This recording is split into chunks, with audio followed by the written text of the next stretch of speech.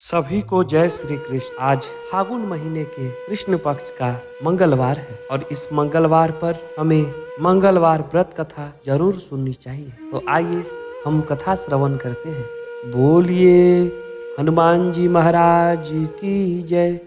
व्यास जी ने कहा, एक बार नैमिषारण्य तीर्थ में 88,000 मुनि एकत्र होकर के पुराणों के ज्ञात श्री सूत जी से पूछने लगे, हे महामुनि, आपने हमें अनेक पुराणों की कथा सुनाई है।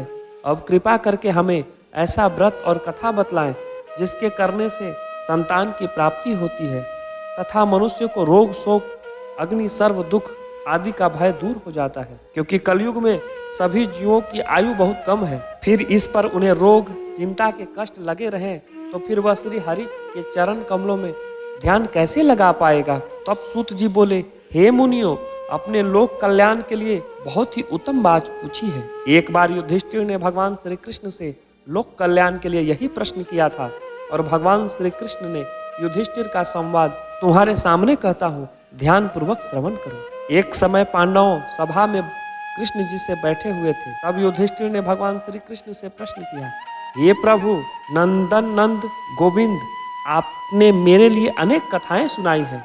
आज आप कृपा करके ऐसा व्रत या कथा सुनाए जिसके करने से मनुष्य रोग चिंता का भय समाप्त हो जाए और उसे पुत्र की प्राप्ति हो। हे प्रभु, बिना पुत्र के जीवन व्यर्थ है।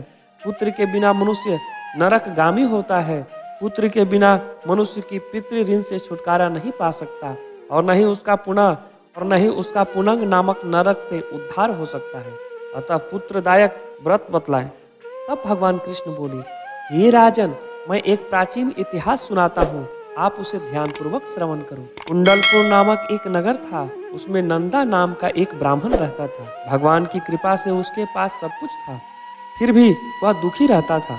इसका कारण यह था कि ब्राह्मण की स्त्री सुनंदा के कोई संतान नहीं थी। सुनंदा पतिव्रता थी, भक्ति पूर्वक श्री हनुमान जी की आराधना करती थी।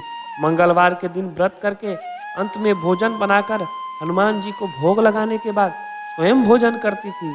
एक बार मंगलवार के दिन ब्राह्मणी गृह कार्य में अधिक व्यस्त होने के कारण हनुमान जी को भोग न लगा सकी, तो इस पर उसे बड़ा दुख हुआ और उसने कुछ नहीं खाया और अपने मन में ऐसा संकल्प कर लिया कि अब तो अगले ही मंगलवार को हनुमान जी को भोग लगाकर ही अन्न जल ग्रहण करूंगी। ब्राह्मणी सुनंदा प्रतिदिन भोजन बनाती और श्रद्धा पूर्वक अपने पति को खिलाती, परंतु स्वयं भोजन नहीं करती और मन ही मन श्री हनुमान जी की आराधना करती। इस प्रकार 6 दिन गुजर गए और ब्राह्मणी सुनंदा अपने निश्चित के अनुसार भूखी प्यासी निराहार रही। अगले मंगलवार को ब्राह्मणी सुनंदा प्रातः काल ही बेहोश होकर गिर पड़ी। ब्राह्मणी सुनंदा की इस असीम भक्ति से प्रभाव से श्री हनुमान जी बहुत प्रसन्न हुए और प्रकट होकर के बोले, सुनंदा, मैं तेरी भक्ति से बहुत प्रसन्न हूँ, तू उठ जा और वर मांग।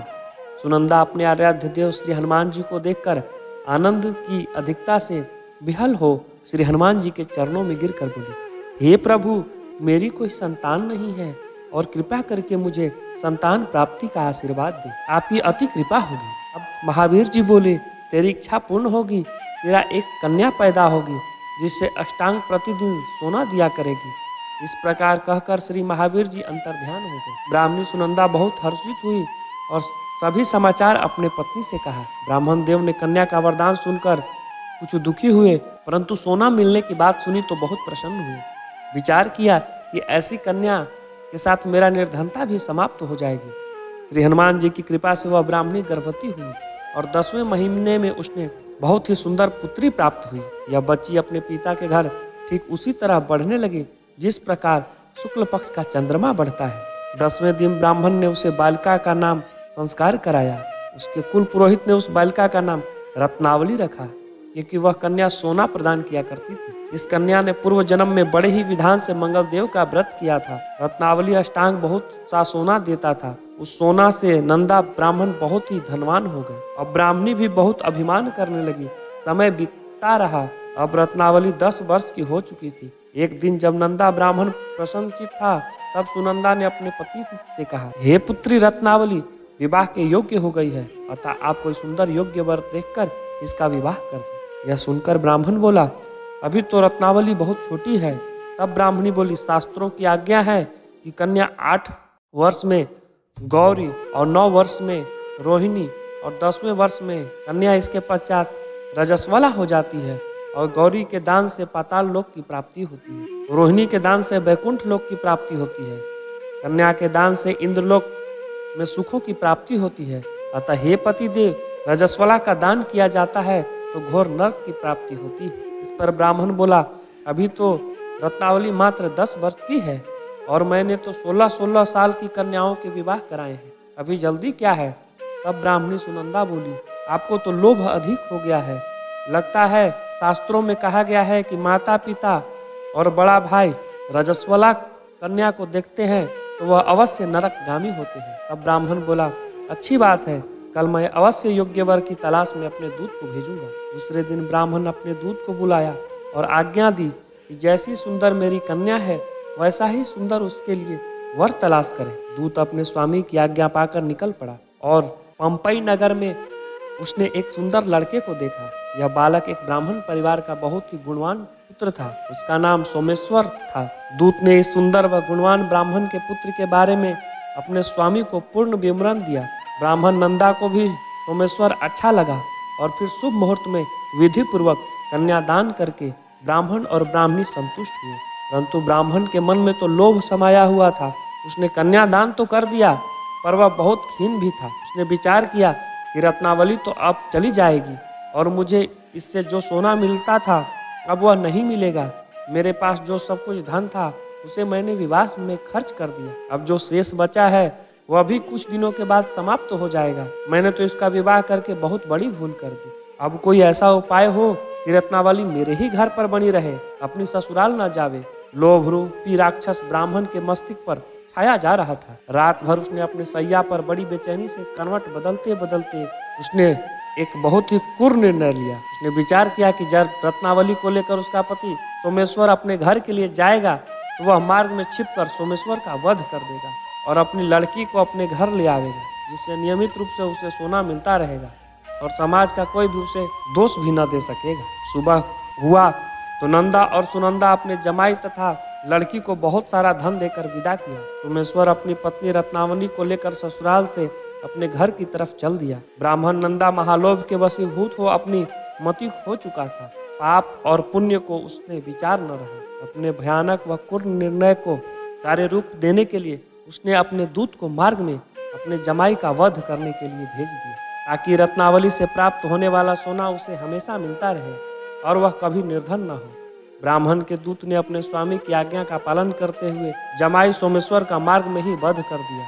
समाचार प्राप्त कर ब्राह्मण नंदा मार्ग में पहुंचा और रुदन करती हुई पुत्री रत्नावली से बोला, हे पुत्री, मार्ग में लुटेरों ने तेरे पति का वध कर दिया। भगवान की इच्छा के आगे किसी का कोई वश नहीं चलता। अब तू घर चल, वहां पर ही रह, शेष जीवन व्यतीत कर। जो भाग्य में लिखा था वही होगा। अपने पति का अकाल मृत्यु से रत्नावली बहुत दुखी हुई। करुण क्रदन व रुदन करते हुए अपने पिता से बोली, हे पिताजी, इस संसार में जिस स्त्री का पति नहीं है उसका जीना व्यर्थ है। मैं अपनी पति के साथ ही अपने शरीर को जला दूंगी और सती होकर अपने इस जन्म को माता पिता के नाम के तथा सास ससुर को यश को सार्थक करूंगी। ब्राह्मण नंदा अपनी पुत्री रत्नावली के वचन को सुनकर बहुत दुखी हुआ और विचार करने लगा कि मैंने व्यर्थ ही जमाई का वध का पाप अपने सिर ले लिया। रत्नावली तो उसके पीछे अपने प्राण तक देने को तैयार है। मेरा तो दोनों तरफ से मरण हो गया। धन तो अब मिलेगा नहीं, जमाई वध के पाप का फलस्वरूप यम यातना भी भुगतनी पड़ेगी। यह सोचकर वह बहुत खिन्न हुआ। सोमेश्वर की चिंता बनाई गई रत्नावली सती होने की इच्छा से अपने पति का सिर अपने गोद में लेकर चिता पर बैठ गई। जैसे ही सोमेश्वर की चिता में अग्नि लगाई गई वैसे ही प्रसन्न हो मंगल देव वहां प्रकट हुए और बोले, हे रत्नावली, मैं तेरे पति को भक्ति से बहुत प्रसन्न हूँ, तू वर मांग। रत्नावली ने अपने पति का जीवन दान मांगा। तब मंगल देव बोले, रत्नावली, तेरा पति अजर अमर है, यह महाविद्वा भी होगा और उसके अतिरिक्त तेरी जो इच्छा है वह वर मांग।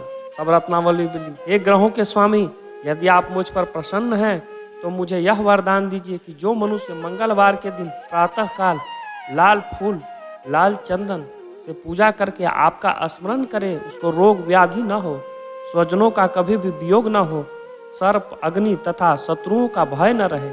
जो स्त्री मंगलवार का व्रत करे वह कभी विधवा न हो। मंगलदेव तथास्तु कहकर अंतर्ध्यान हो गए।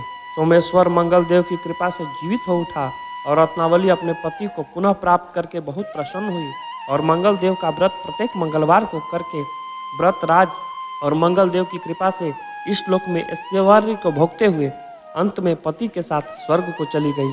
इस प्रकार इति श्री मंगलवार व्रत कथा समाप्तः। क्या ही है? आइए हम मंगलवार के व्रत के विधि और नियम के बारे में जानें। मंगलवार के व्रत को कोई भी स्त्री पुरुष कर सकता है। मंगलवार के दिन सुबह उठकर दातुन से ब्रश करें और तिल या आंवला का चूर लगा करके नदी या तालाब या घर में ही स्नान करके लाल रंग का वस्त्र धारण करके और चावल से अष्टदल कमल बनावे, फिर उस पर मूर्ति बना करके प्रतिष्ठा आदि करके लाल अक्षत, लाल पुष्प, लाल चंदन एवं लाल गुड़ से बने भोज्य पदार्थों का भोग लगा करके और भगवान को अर्पित करें। मंगल देवता का पूजन करें, ध्यान करें। इसके करने मात्र से आपको काफ़ी फल प्राप्त होता है। मंगलवार की पूजा करते, व्रत करने और मंगलवार की कथा सुनने, आरती करने के बाद भक्तों में प्रसाद का बांट करें। जो भी इस व्रत को करते हैं उन्हें धन लक्ष्मी की प्राप्ति होती है। स्त्री तथा कन्याओं को यह व्रत विशेष रूप से लाभप्रद है। उनके लिए पति का अखंड सुख, संपत्ति तथा आयु प्राप्ति होती है। वह सदा सुहागन रहती है, अर्थात कभी भी विधवा नहीं होती।